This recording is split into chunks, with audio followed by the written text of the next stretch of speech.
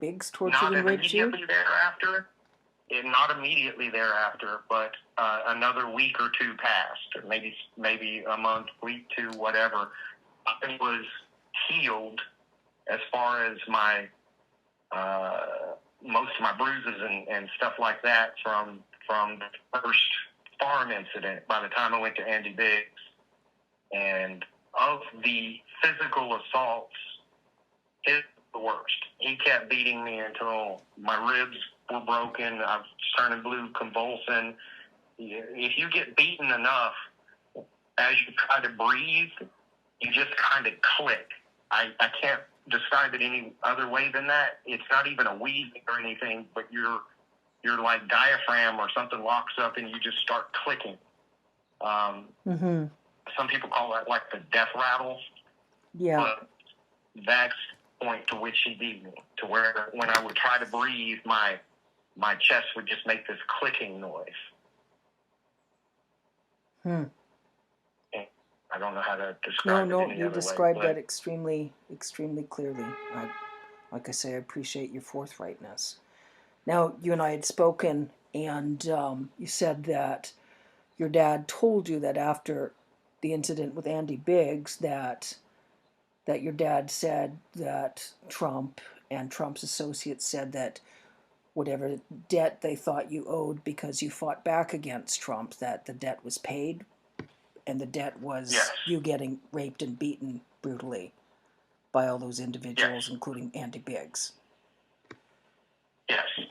And then you said that you don't recall attending any more parties after that, and you weren't sure if it was because they thought you aged out because you were 12 or 13, or whether they just thought you were too much of a hassle, like they could get caught.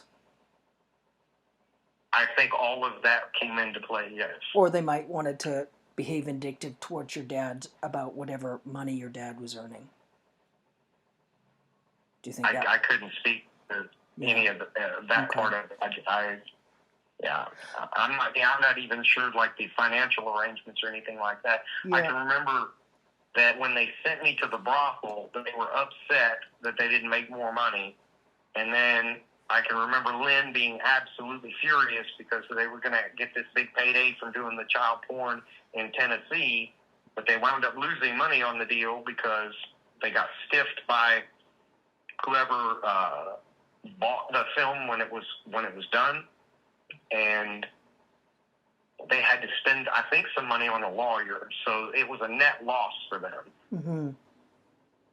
But it was something to do with like the film wasn't as long as what they agreed to pay money for, so they didn't make as much, and you know. So but the films, I just remember them being upset. Okay. And the filming, most of the filming, the parties was all associated with Trump and the Trump Epstein Ghislaine pedophile ring.